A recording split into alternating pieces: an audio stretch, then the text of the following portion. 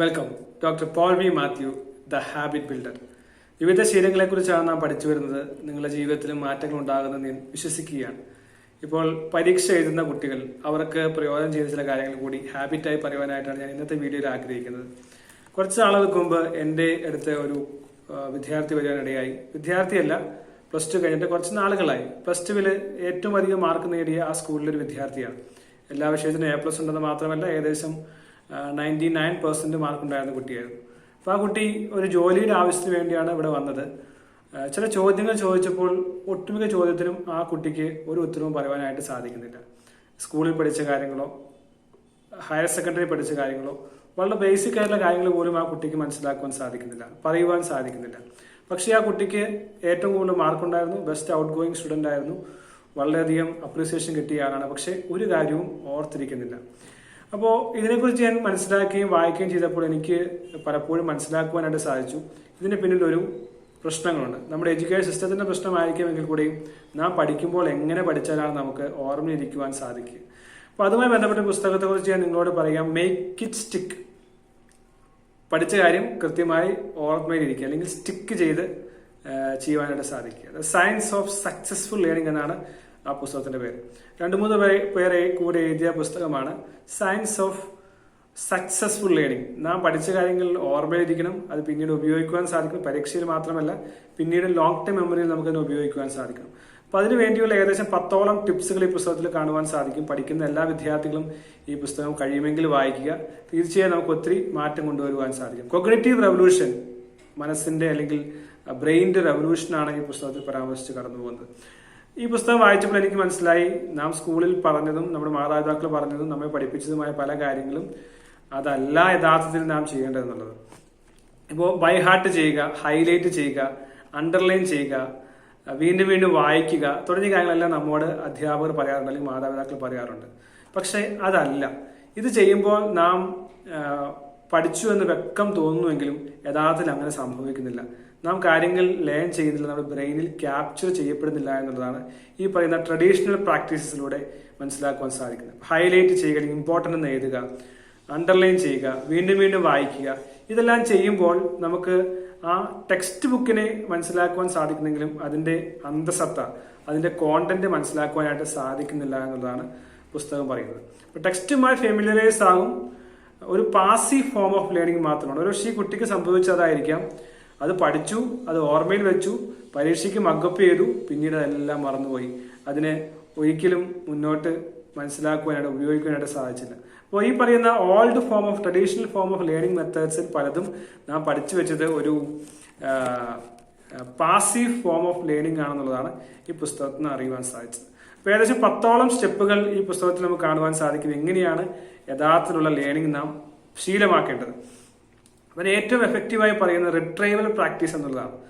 Retrieve ചെയ്യുക എന്ന് പറഞ്ഞാൽ നമുക്കറിയാൻ സാധിക്കും, വീണ്ടും എടുക്കുക അല്ലെങ്കിൽ തിരിച്ച് എടുക്കുവാനായിട്ട് സാധിക്കുക എന്നുള്ളതാണ്. അപ്പം നാം ഒരു പുസ്തകം വായിക്കുന്നുവെങ്കിൽ, ഒരു വിഷയം പഠിക്കുന്നുവെങ്കിൽ അത് തിരിച്ചെടുക്കുവാൻ നമുക്ക് സാധിക്കുന്നുണ്ട്. 2 ഉദാഹരണങ്ങൾ ഈ പുസ്തകത്തിൽ പറയുന്നുണ്ട്.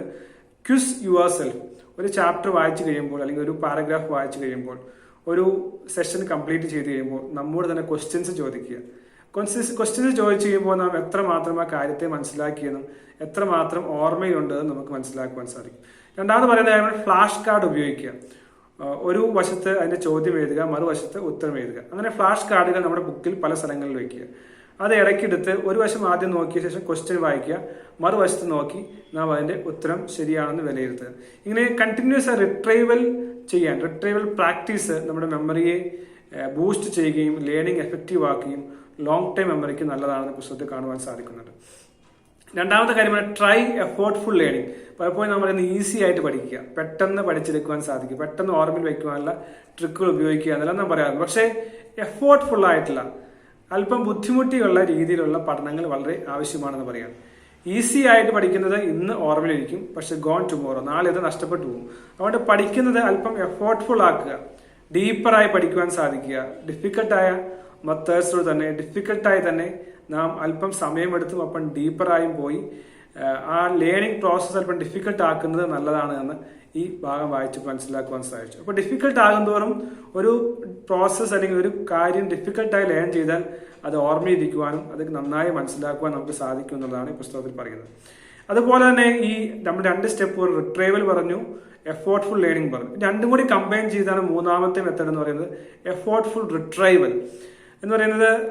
വീണ്ടും നമുക്ക് റിട്രൈവ് ചെയ്യാൻ എളുപ്പമായി തോന്നും, പക്ഷേ റിട്രൈവ് ചെയ്യാൻ ഉള്ള സാഹചര്യത്തിൽ തന്നെ അത് എത്രമാത്രം എഫോർട്ട് എടുത്ത് ചെയ്യുവാൻ സാധിക്കും. ഒരു കാര്യം വായിച്ചു, അത് രണ്ടാമത് റിട്രൈവ് ചെയ്യാൻ ശ്രമിച്ചപ്പോൾ അത് സാധിക്കുന്നില്ല, അപ്പോൾ നമുക്ക് കൂടുതൽ എഫോർട്ട് എടുക്കേണ്ടതായിട്ട് ആവശ്യം വരുന്നു. അങ്ങനെ എഫോർട്ട്ഫുൾ ആയിട്ടുള്ള ഒരു റിട്രൈവൽ, ആ മെത്തഡോളജി നമ്മുടെ ഓർമ്മയെ കൂട്ടുവാനും ലോങ് ടേം മെമ്മറിയിലേക്ക് കൊണ്ടുവരുവാനും സാധിക്കുമെന്നാണ് മനസ്സിലാക്കുവാൻ സാധിക്കുന്നത്. അപ്പോൾ നാം പറയും ഈസി ആയിട്ട് പഠിക്കാമെന്ന്, പക്ഷേ ഈ പുസ്തകം വായിച്ചപ്പോൾ മനസ്സിലാക്കാൻ സാധിച്ചത് എഫോർട്ട്ഫുൾ ആയിട്ടുള്ള ലേണിങ്ങും എഫോർട്ട്ഫുൾ ആയിട്ടുള്ള റിട്രൈവലും ആവശ്യമാണ്. നാം സ്വയം ചോദ്യങ്ങൾ ചോദിക്കുക, നാം ഡിഫിക്കൽട്ടായി ഡീപ്പറായി പല ചോദ്യങ്ങൾ നമ്മോട് തന്നെ ചോദിച്ചുകൊണ്ട് നാം അതിനെ മനസ്സിലാക്കുവാൻ ശ്രമിക്കുക. മാത്രമല്ല, നാം ഒരു കാര്യം മറന്നുപോയെന്ന് തോന്നിയാൽ തന്നെയും നാം അത് എഫോർട്ട്ഫുള്ളായി അല്പം അധ്വാനം എടുത്തുകൊണ്ട് തന്നെ ഓർമ്മയിൽ കൊണ്ടുവരുവാൻ ശ്രമിക്കുക. അപ്പോൾ കഠിനമായി പഠിക്കുന്നത് ഒരിക്കലും മറക്കുകയില്ല, ലോങ് ടൈം മെമ്മറിയിൽ നമുക്ക് ഇരിക്കുവാൻ സാധിക്കുമെന്നുള്ളതും ഈ പുസ്തകത്തിൽ നിന്ന് നമുക്ക് മനസ്സിലാക്കുവാൻ സാധിക്കുന്നതാണ്. അപ്പോൾ സ്വാഭാവികമായിട്ട് നാം ഇത് ആരും ചെയ്യുകയില്ല, കാരണം പഠിച്ച കാര്യം ഓർമ്മയുണ്ടോ എന്ന് ചെക്ക് ചെയ്യുന്നത് തന്നെ ഒരു ഈഗോയെ ക്ലാഷ് ചെയ്യുന്ന, ഈഗോയെ ക്വസ്റ്റ്യൻ ചെയ്യുന്ന കാര്യമാണ്. ഒരു ആളും ക്വസ്റ്റ്യൻ ചോദിക്കാൻ നമുക്ക് ഇഷ്ടമല്ല, നമുക്ക് അത് തീർച്ചയായും താല്പര്യമില്ലാത്ത കാര്യമാണ്. എന്നാൽ നാം സ്വയമായി ചോദ്യം ചോദിച്ചുകൊണ്ട് റിട്രീവൽ മെത്തേഡ്സ് സ്ട്രോങ് ആക്കുന്നത് വളരെ ആവശ്യമാണെന്ന് പുസ്തകത്തിൽ മനസ്സിലാക്കുവാൻ സാധിക്കും. 5ാമത്തെ കാര്യമാണ് സ്പേസ് റെപ്പിറ്റീഷൻ. ഇപ്പോൾ റിവിഷനൊക്കെ ചെയ്യാൻ പറയും, നമുക്ക് ഇഷ്ടമുള്ളപ്പോൾ തോന്നുമ്പോഴൊക്കെ നാം റിവിഷൻ ചെയ്യും. അങ്ങനെയല്ല വേണ്ടത്. സേർട്ടൻ ഇന്റർവെല്ലിൽ റിപ്പീറ്റ് ചെയ്ത് നമുക്ക് സ്പേസ് റെപ്പിറ്റേഷൻ ഉണ്ടാകേണ്ടത് ആവശ്യമാണ്. ഇന്നൊരു കാര്യം വായിച്ചു, അത് നാളെ വായിക്കുക, 4 ദിവസം കഴിയുമ്പോൾ വീണ്ടും അത് ഓർത്തെടുക്കുക, 7 ദിവസം കഴിയുമ്പോൾ വീണ്ടും ഓർത്തെടുക്കുക. അങ്ങനെ സ്പേസ്ഡ് ആയിട്ടുള്ള കോൺസ്റ്റന്റ് സ്പേസ്ഡ് ആയിട്ടുള്ള റെപ്പിറ്റേഷൻ തീർച്ചയായും ലോങ് ടൈം മെമ്മറിയിലേക്ക് കൊണ്ടുവരാനായിട്ട് സാധിക്കുമെന്ന് പുസ്തകം പറയുക.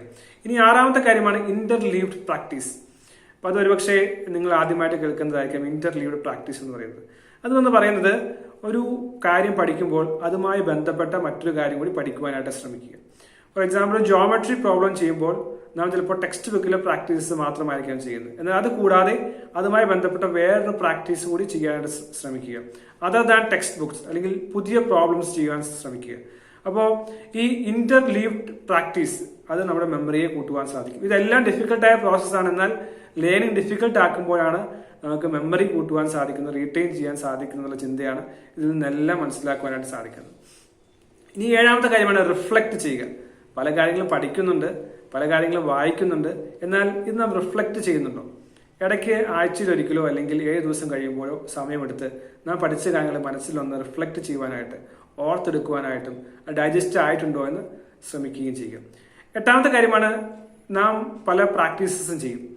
ചില കാര്യങ്ങൾ ഓർത്തെടുക്കാൻ നോക്കുമ്പോൾ നമുക്ക് ഓർത്തെടുക്കാൻ സാധിക്കുന്നില്ല, അല്ലെങ്കിൽ ടെസ്റ്റ് പേപ്പർ ഇട്ടപ്പോൾ ചില കാര്യങ്ങളിൽ മിസ്റ്റേക്ക് വന്നു. നമ്മൾ എന്താണ് പലപ്പോഴും സംഭവിക്കുന്നത്? ശരിയായ കാര്യങ്ങളൊക്കെ നോക്കി സന്തോഷിക്കും, പക്ഷെ തെറ്റായ കാര്യത്തിൽ നാം മറന്നു കളയാൻ സാധ്യതയുണ്ട്. അപ്പൊ തെറ്റിപ്പോയത് അതിനെ വീണ്ടും നാം എടുത്ത് അനലൈസ് ചെയ്ത് അതിനകത്തിന് അധികം സമയം ഫോക്കസ് ചെയ്യേണ്ടതെന്നുള്ളതാണ് പുസ്തകത്തിൽ മനസ്സിലാക്കുവാൻ സാധിക്കുന്നത്.